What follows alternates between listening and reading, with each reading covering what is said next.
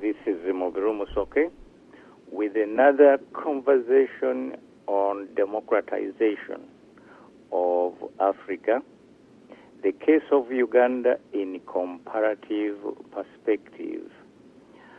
Last week, the conversation centered on the personality of Yoweri Kaguta Museveni.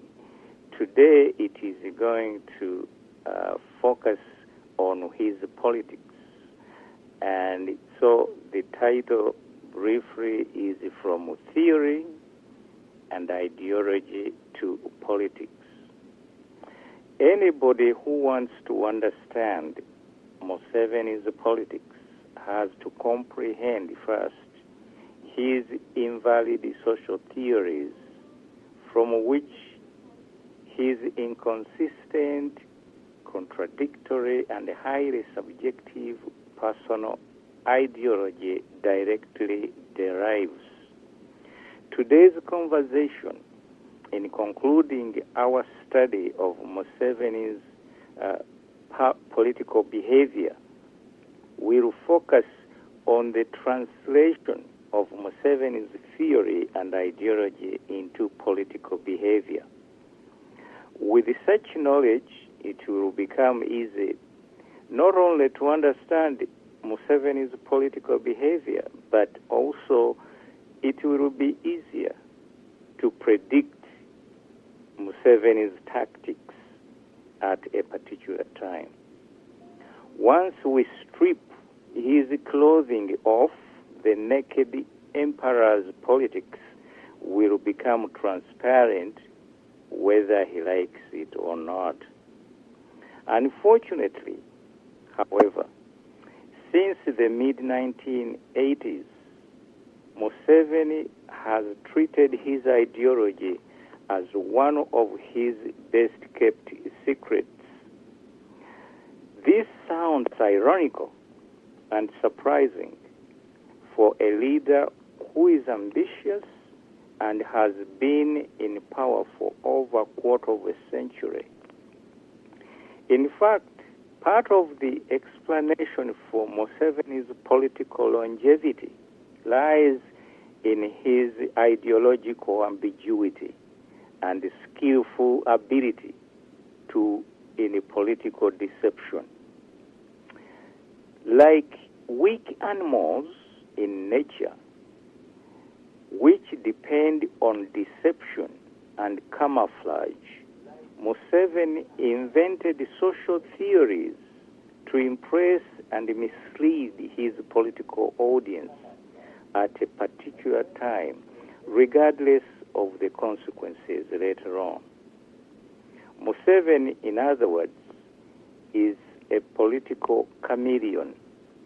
He changes swiftly within the political context at a particular time, thereby shading any concrete philosophical or ideological identity whenever it suits him or political circumstances demand.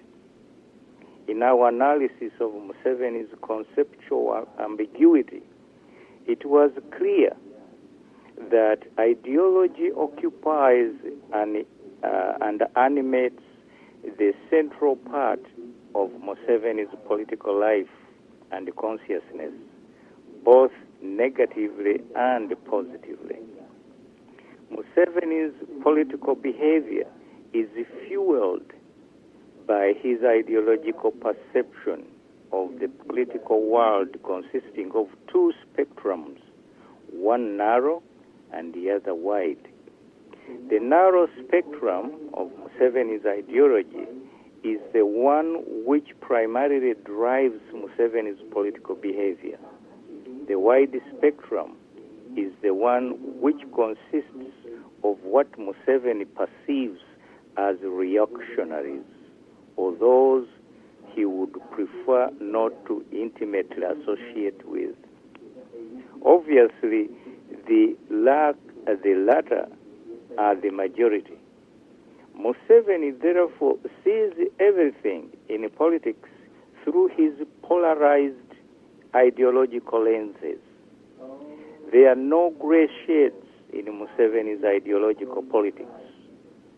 This means that it is risky to politically trust and or associate with Museveni, as many have or will sooner than later find out. Museveni is a vicious politician. In fact, ideology seems to have animated Museveni's politics throughout his adult life.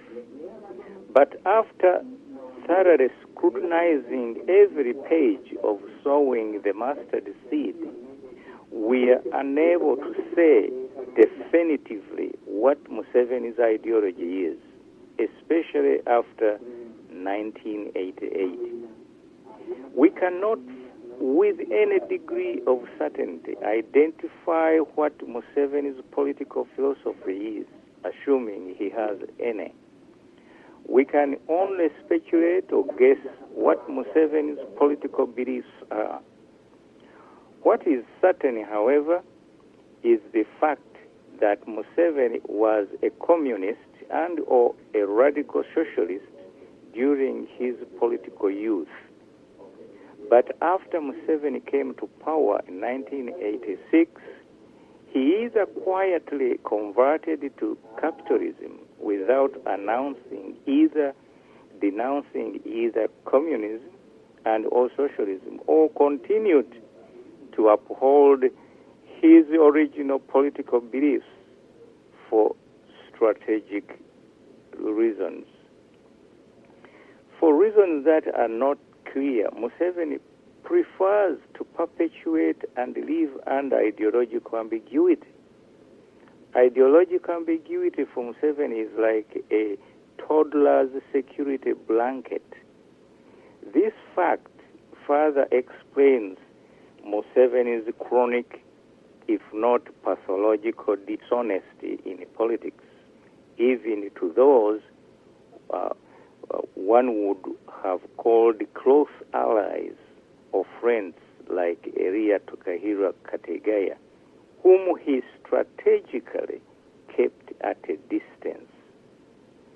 In fact, Museveni's closest friends or people he admires were either radical socialists or revolutionary communists, Nyerere, Gaddafi, Castro. Traces of both socialism and communism are apparent in Museveni's theory of social metamorphosis theory, which is a crude version of Karl Marx's capital theory, as we have clearly illustrated in earlier conversations. Why would a capitalist write a social theory based on a communist ideology? We may ask and wonder. Museveni's social theory is the best incontrovertible evidence we have of his past ideological leanings and philosophical identity or fingerprints. But how can Museveni honestly hold on to his social theory rooted in Marxism and at the same time declare himself to be a staunch or committed capitalist salivating for Western investments? Is it possible that Museveni does not fully comprehend the intellectual conflicts and empirical implications of his invalid social theory? Since Museveni never did any academic graduate work we are aware of, we believe an answer to that question in the affirmative would not be surprising. Museveni has no sense of academic honesty. He does not, for example, seem to have a clear distinction between philosophy, ideology, and scientific theory. he wallows in intellectual confusion like an intellectual drunkard. He muddles all three as one and the same discipline or subject. Museveni's conflicting statements on colonialism, feudalists, and Africa's alleged lack of metamorphosis caused by colonialism is a good illustration of the point we are trying to make. There is sufficient circumstantial evidence, however, for us to answer the question posed above. First, we shall attempt to ascertain Museveni's ideology and political philosophy from his politics at various stages of his life. Ideological ambiguity makes Museveni a very elusive or even slimy politician, but he cannot erase his past ideological fingerprints from history.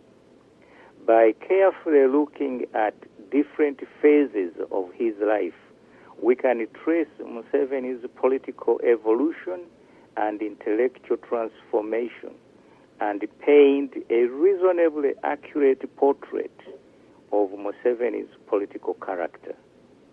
There are many factual gaps and inconsistencies in Museveni's autobiographical story because he is trying to run away from some of his earlier political lives or identities. The factual gaps are either a conscious attempt to cover up his past or an infantile subconscious attempt to reinvent his politics without an explicit confession to a political conversion. That behavior, too, is a symptom of pathological dishonesty. We shall try to briefly expose some of the factual gaps and inconsistencies in Museveni's story in the concluding this conversation. At no point does Museveni inform the reader in sowing the mustard seed what ideology he believes, he embraces or believes in, even though, as we have demonstrated, the word ideology is used numerous times and in different contexts in the text of sowing the mustard seed, as we illustrated in our previous conversation. This issue is important because ideology is directly linked to Museveni's politics right from his youth to the present. Part of Museveni's political behavior is caused by his personality type. Personalities do not change often, if ever. Personalities are the most durable aspects of people's lives. From a psychological perspective, a personality is the equivalent of the permanent fingerprints in human behavior. Personalities are separate from, even though they are molded within a specific cultural context. Therefore, a probe into Museveni's ideology is at the same time an exploration of his personality within a specific time and cultural framework, namely the Bahima, some would say the Tutsi culture. We have accordingly divided Museveni's political biography in three phases: the earlier youthful and educational phase, the intellectual, challenging or ideological formative phase, And lastly, the mature but politically uncertain or ambiguous phase in which Museveni exists today. The youthful or educational phase of Museveni's earlier life. We estimate the earlier youthful or educational phase to have stretched from 1960 to 1966. Museveni specifically mentions the year 1960 as an important year in his political life. It is the year in which he is politically conscious of the fact that he was quote-unquote DP sympathizer. Museveni mentions his relationship with the DP on at least 3 occasions. Museveni writes, for example, quote, "As far as national politics were concerned, from 1960 until I left university in 1970, I was a DP sympathizer.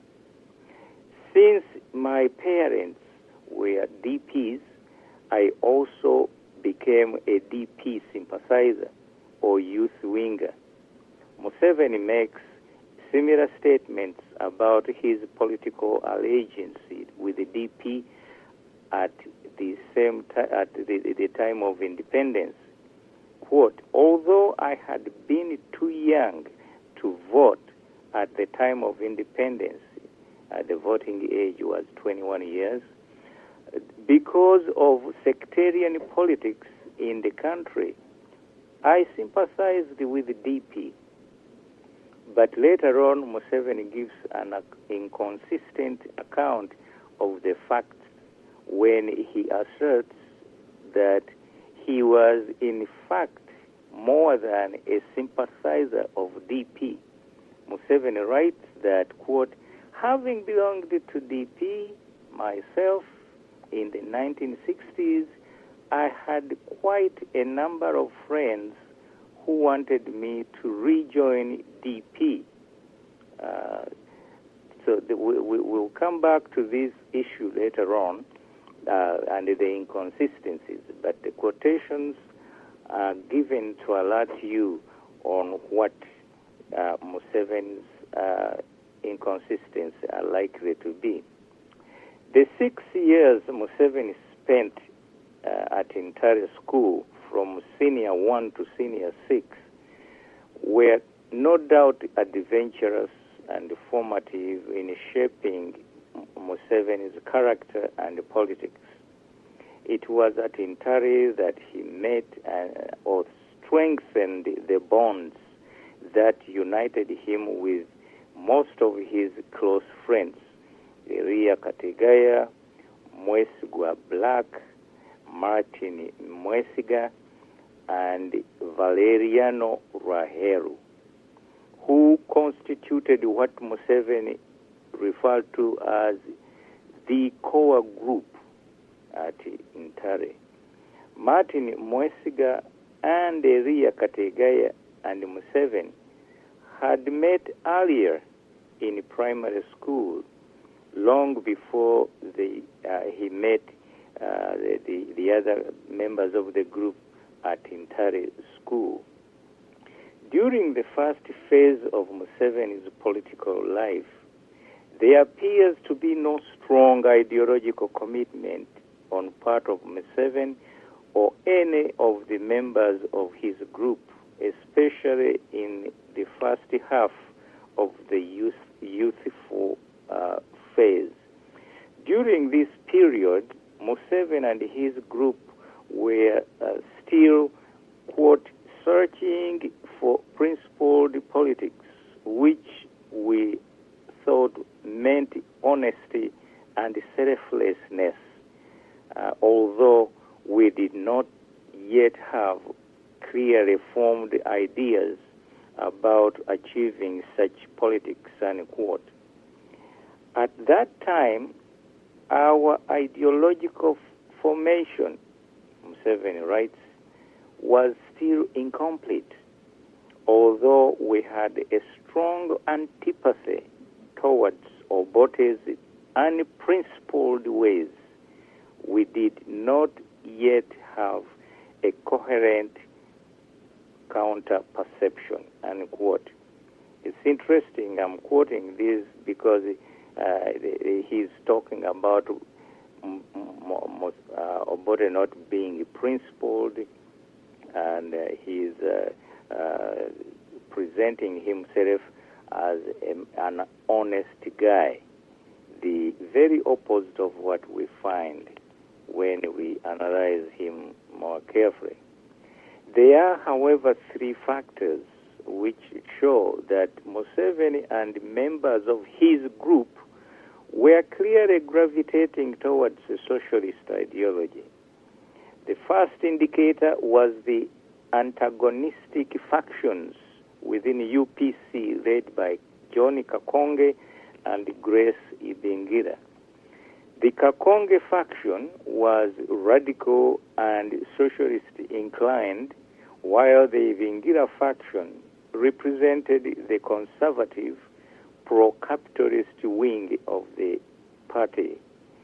It is therefore clear that even within the mature Ugandan politicians of the 1960s, political parties consisted of individuals with different ideologies.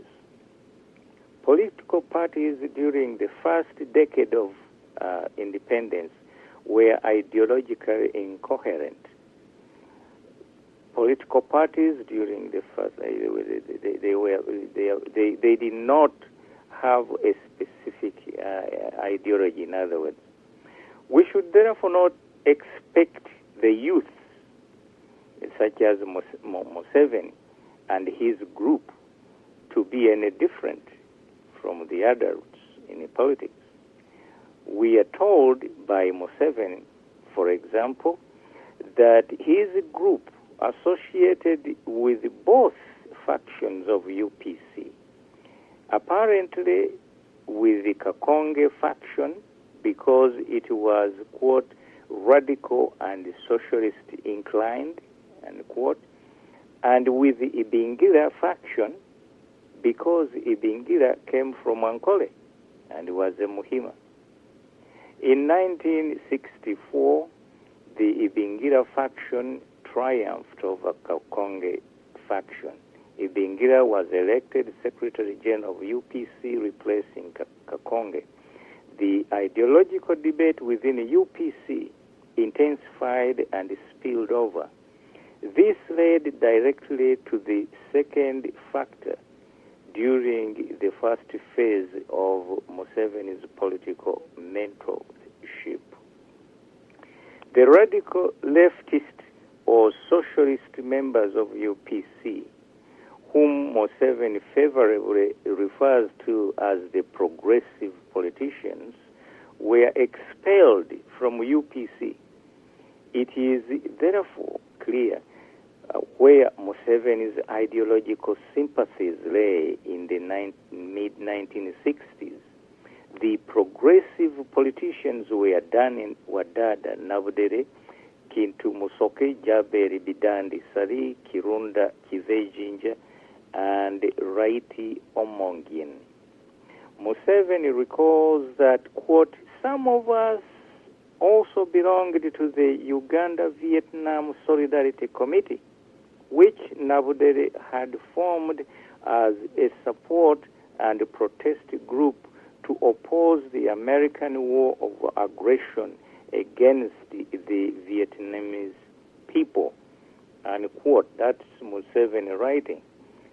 Certainly the tone of that quotation is very much socialistic. It is important to note Museveni's deliberate ambiguity in his reference to Vietnam Solidarity Committee. He writes that, quote, some of us belonged to the Uganda-Vietnam group, unquote. Museveni is deliberately trying to avoid admitting explicitly that he was himself a member of the group, that is the Vietnam Solidarity Committee. He attributes membership to the Vietnam Solidarity Committee to the group rather than to the individuals in Nabudere's Solidarity Group, which was clearly radical and socialist. In fact, some labeled that group communist, and Nabudere ended up as a victim of one of Obote's detention orders of the late 1960s.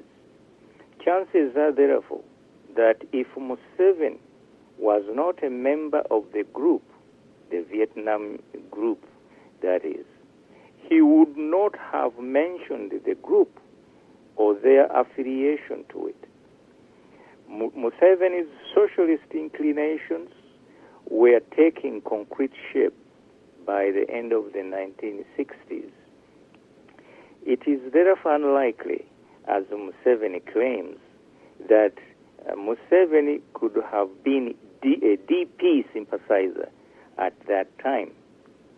The Democratic Party did not, in any way or form, accommodate communists.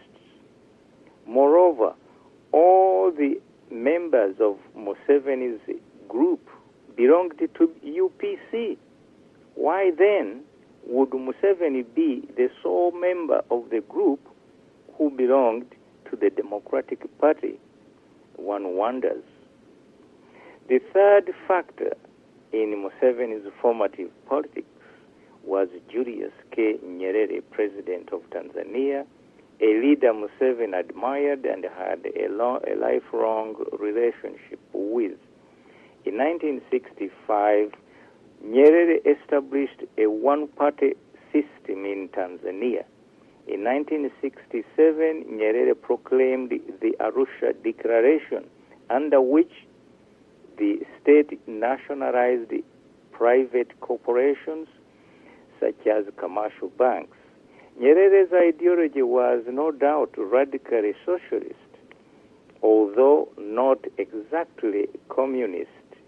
Nyerere kept his Roman Catholic faith intact, and there were rumors in 2010 of steps towards Nyerere being canonized by Rome, which is the first step towards sainthood.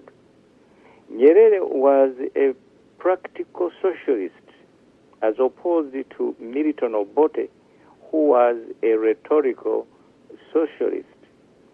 Nyerere had an influence on Museveni and his group to such a great extent that Museveni and his group decided to apply to Dar es Salaam University instead of an older and more reputable Makerere University. Quote, "We deliberately chose not to go to Makerere because our group's involvement in politics, we all put down Dar es Salaam as the first choice for university. In this, we were influenced by Julius Nyerere's distinctly more positive and progressive leadership. We thought, and rightly, that there was more information in Dar es Salaam, especially since all the African liberation movements were based there. I, for one, had decided that if I could not get into Dar es Salaam University, I would go away and do other things rather than go to Makerere," unquote. It is clear that the attraction to Dar es Salaam University to Museveni was mainly ideological rather than academic. Makerere University at that time was the most outstanding academic institution in the whole of Africa and a very bright star in research in tropical medicine. Most East Africans preferred to study at Makerere University as their choice because of its continental reputation. Nyerere, Kibaki, and Mkapa, all of them presidents in East Africa, are graduates of Makerere University. Admission to Makerere University was therefore far more competitive. It is more arrogance than honesty for Museveni to claim that if he had not been admitted to Dar es Salaam University, he would have forfeited the chance to go to university. Therefore, the trip to Dar es Salaam Museveni took was purely an ideological trip, not an academic one. And there is some exaggeration too in his narrative. Elia Kategaya and Martin Mwesiga studied law. The law development, the faculty of law was not established at Makerere until 1968. Therefore, that means that Kategaya and Mwesiga, the two of the group, could not have applied to Makerere University. Of the three East African universities, only Dar es Salaam offered legal education. At that time, Museveni and his friends applied to go to Dar es Salaam. Second, Valeriano Rahero and Mwesigwa Black applied to Nairobi University, where they studied engineering and commerce, respectively. Again, this is because those courses were only available at Nairobi, and so Museveni is not telling the truth when he says that they all applied to Dar es Salaam University. Only Nairobi offered, such courses at the time for Rahelu and Mwesigwa. Therefore, only 3 members of the group applied to Dar es Salaam University, 2 of whom had no other choice because they wanted to study law. That leaves Museveni with one open option.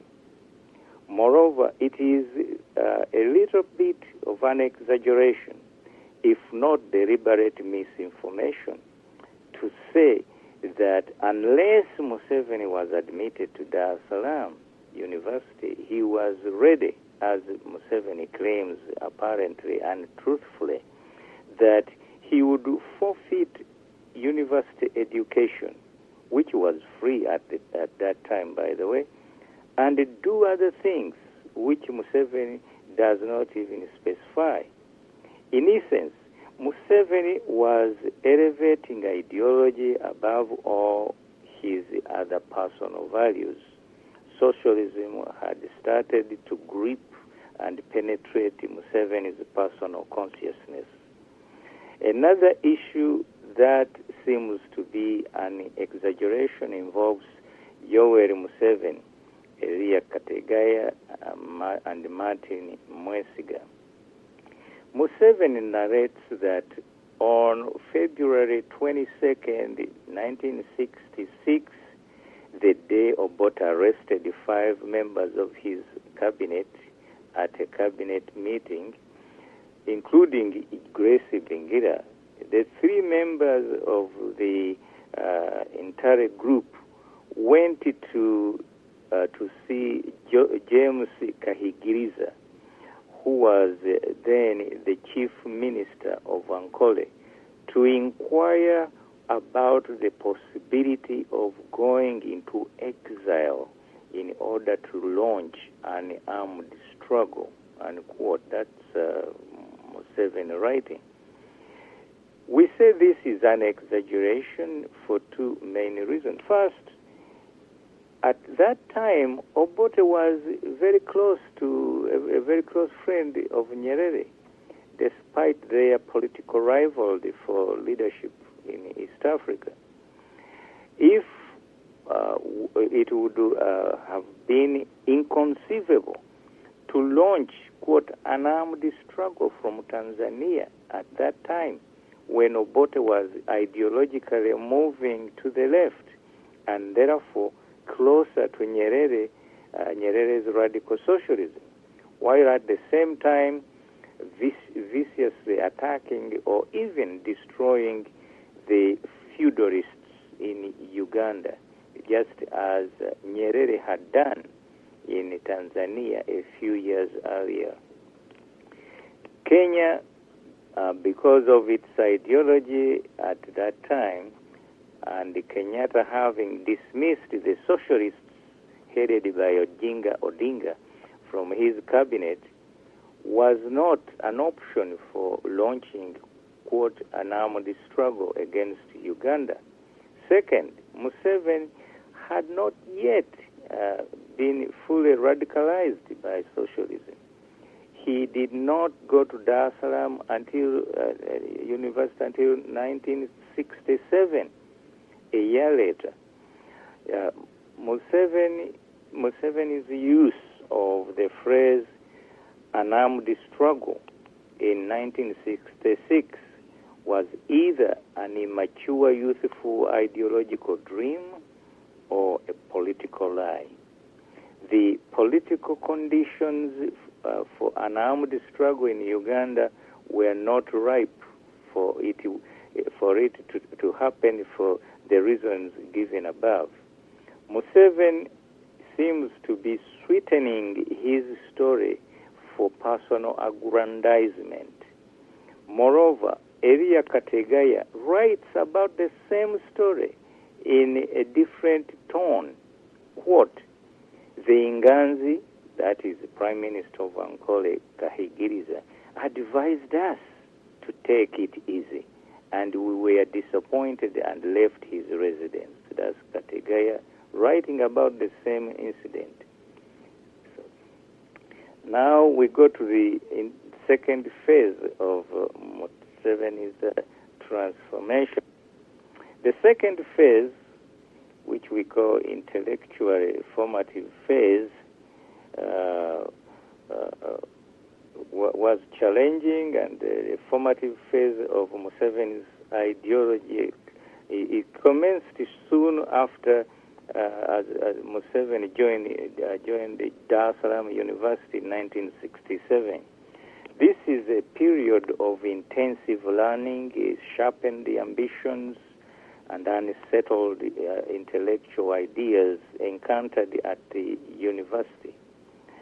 There is no doubt whatsoever that during this phase, Museveni fully embraced radical socialism, even though characteristically he does not admit this fact anywhere in his book. During the same period, from a political perspective, Nyerere introduced his radical policies of Ujamaa villages, which we know Museveni wholeheartedly supported and genuinely admired as progressive policies. Moving to Dar es Salaam literally put Museveni in an African socialist political laboratory in which his socialist ideology rapidly fermented and got transformed. According to his own narrative, quote, at Dar es Salaam University we found a very good political and intellectual atmosphere with a lot of modernist revolutionary thinkers such as Walter Rodney. We became exposed to new ideas, and this gave us a very good chance to become familiar with the Pan-Africanist and anti-colonialist ideas, the most dramatic of which was the exposure to the role of imperialism had played in distorting socio-economic development in Africa. This played a large part in focusing our own political outlook as far as internal and external issues were concerned. We had previously had a vague nationalist feeling, but it now took definite shape because it was backed by a coherent ideological outlook, unquote. By ideological outlook, Museveni is obviously not talking about a capitalist ideology. It is clear, therefore, that Museveni was at that time a confirmed radical socialist, if not a communist, judging by, in addition, my personal encounter with Museveni in the East African inter-college debates. The modernist revolutionary thinker Walter Rodney, who greatly influenced Museveni's thinking, was in fact a Marxist from Guyana and was teaching history at the University of Dar es Salaam in Tanzania as a refugee from his homeland because of his radical ideas and ideology, which were not acceptable in Guyana at that time. In fact, Museveni's social theory is largely attributable to Walter Rodney's ideas and influence. We cannot, however, attribute the invalidity of Museveni's theory of social metamorphosis to Walter Rodney. Chances are Museveni did not possess the intellectual capacity to formulate an original valid social theory. In any case, the capital theory whose premises Museveni was imitating or borrowing from were invalid, as we have already clearly demonstrated in earlier conversations. Nevertheless, Rodney forms the intellectual bridge between communism and Museveni, just as Nyerere forms the political bridge between socialism and Museveni.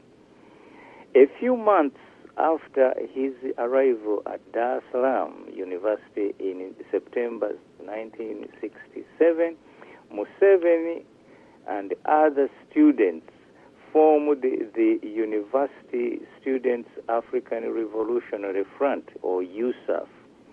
The name of the organization and the period when it was formed provide a good indication of what its nature and purpose was. It was essentially an ideological vehicle to experiment and put into practice the political ideas the socialist ideology Museveni embraced and was rapidly absorbing at the University of Dar es Salaam. For example, Museveni writes that, quote, "Our role in the student movement had three effects. It radicalized and deepened the ideological content of our thinking. It made us quite well known on the African scene, especially in liberation movement circles, and it reinforced our Pan-Africanist views and enabled us to make Pan-Africanist contacts, such as President Nyerere," unquote. It is worth noting that when Museveni arrived at Dar es Salaam University, he did not go through an ideological conversion. This means that he had been a socialist in Uganda and was attracted to Dar es Salaam mainly because of socialist ideology preached and practiced by his political mentor, President Julius K. Nyerere. Museveni further elaborates on the role of ideology at Dar es Salaam, quote, "Because we were politically politically active. Our group attracted the attention of various communist regimes, which were very keen to attract students to their side in the Cold War, which was at its height at that time. But we in USAF, the organization, the student organization, opposed such inducements as foreign trips because we saw them as a form of corruption of all people. Is objecting to corruption. These expenses paid trips were meant to woo students, but nothing positive would be achieved by them. Indeed, the trips could actually take away the revolutionary zeal of the students. On one occasion, I had a small conference tapes with the North Koreans who used to organize the conferences and tours for students and journalists, mainly to drum up support for their cause against the South Koreans and the Americans, unquote. Let us put Museveni's message in its proper ideological context. From the time Tanzania established a one-party political system in 1965 and officially declared socialism the only legitimate ideology, there was socialist, and as a result, there could be no political freedom in Tanzania. Of course, Museveni doesn't tell you that. I am. This means that the ideology and the political system Museveni fell in love with when he went to Dar es Salaam University, vowing to forfeit university education if he had not been admitted to Dar es Salaam University, was openly oppressive a political system. Museveni may not have understood that then due to his youth and the prevailing political conditions in Africa, but he should today, or at least his so-called liberation war between 1981 and 1986 ought to have taught him a lesson about political freedom, as we shall demonstrate later. Museveni waged a guerrilla war in Uganda in 1981 because he declared, apparently not genuinely, that there was a right to rebel against tyranny. These are some of the ideological contradictions which we have already exposed in our area, analysis of what the concepts of ideology and reactionary meant to Museveni. Opposition political leaders in Tanzania, like Oscar Kambona, had to flee into exile while Museveni was praising and embracing the Tanzanian political system headed by Julius Nyerere. Museveni has not, in retrospect, complained anywhere in his book about the political oppression that took place in Tanzania under Nyerere while he was there as a student during the critical years for socialism in Tanzania between 1967 and 1970.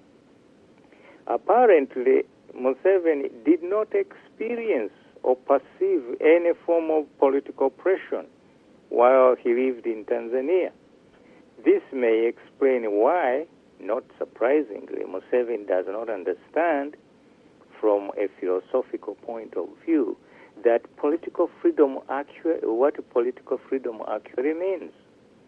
Museveni has never lived in a free political system, except for a few trips in Europe his wife and children were refugees in Scandinavia. But such brief trips in free political systems cannot have any impact on an opinionated, if not philosophically ignorant individual about the depth of the meaning of political philosophy. One can therefore understand why Museveni tries to take quick flight and escape from his past ideologies.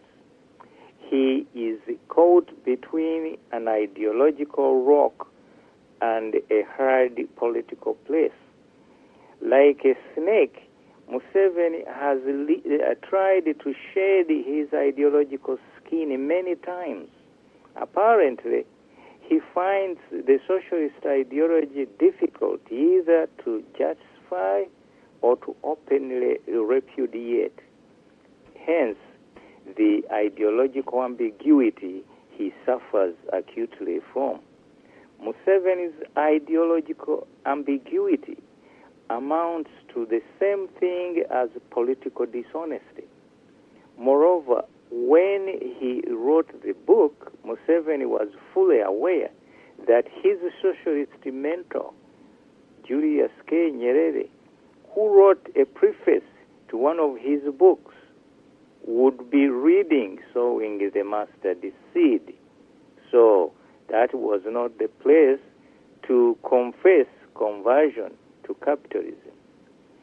By consciously choosing not to offend Nyerere, or still worse, appearing to be a true socialist, or for that matter revolutionary as he prefers, he was forced to wallow in ideological ambiguity as a solution to his political dishonesty.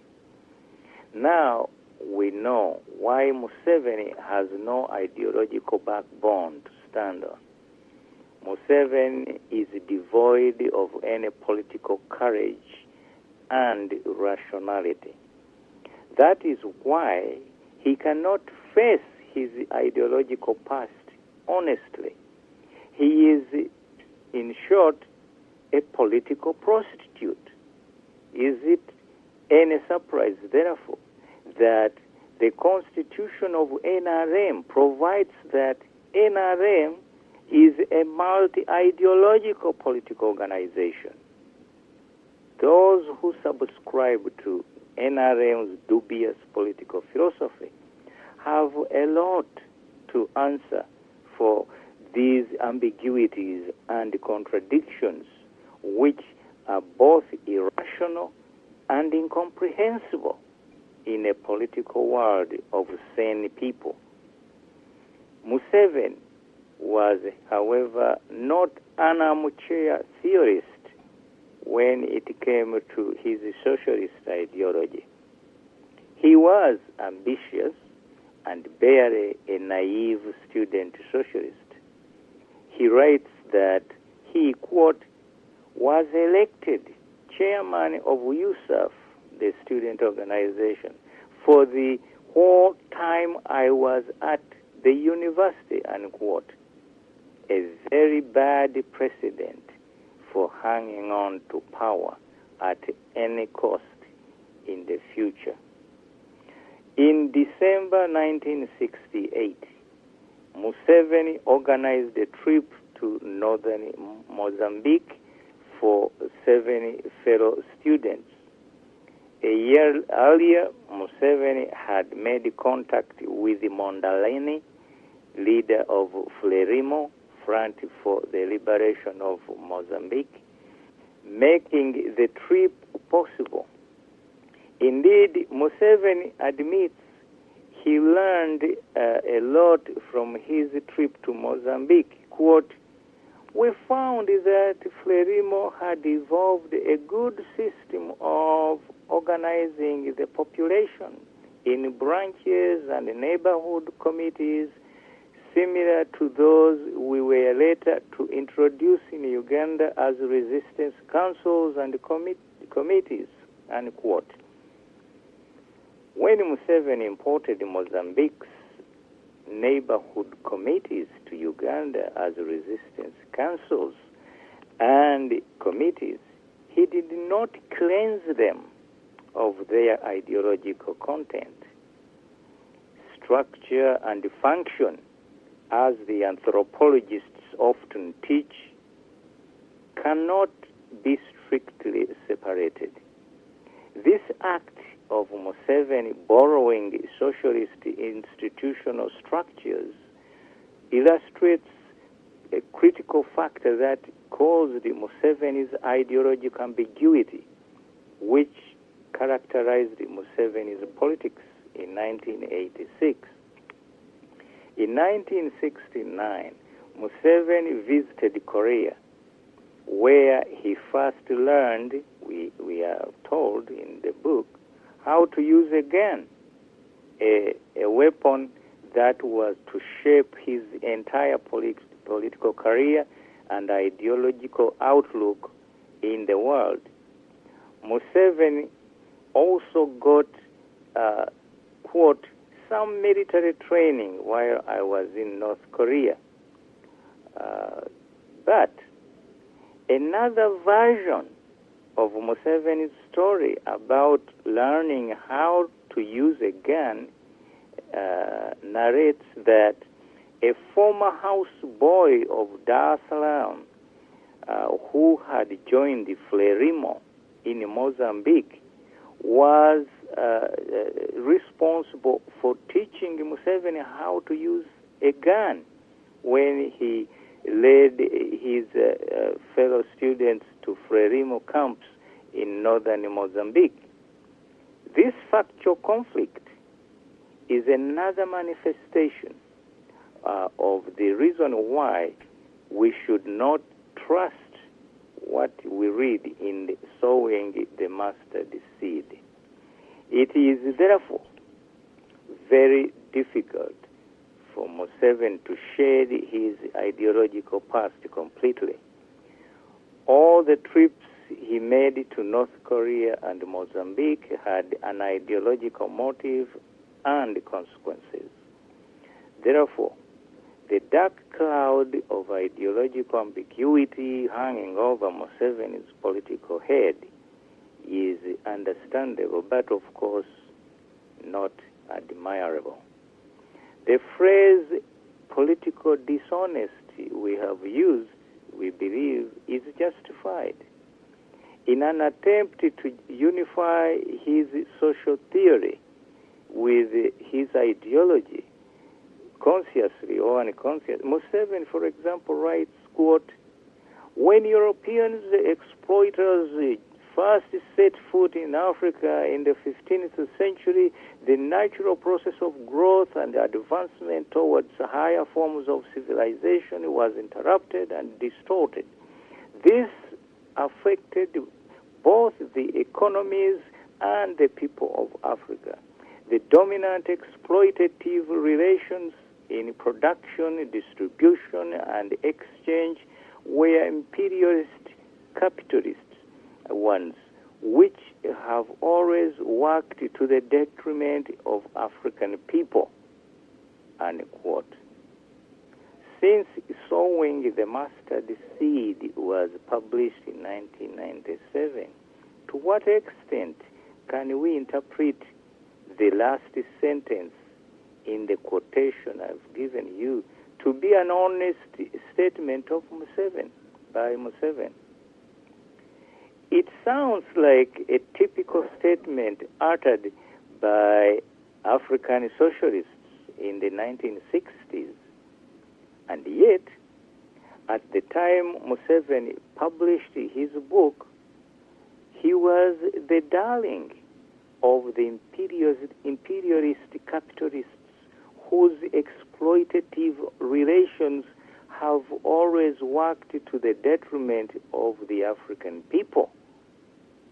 Museveni seems to have crammed that statement from his old days as a socialist communist and was uttering it without thinking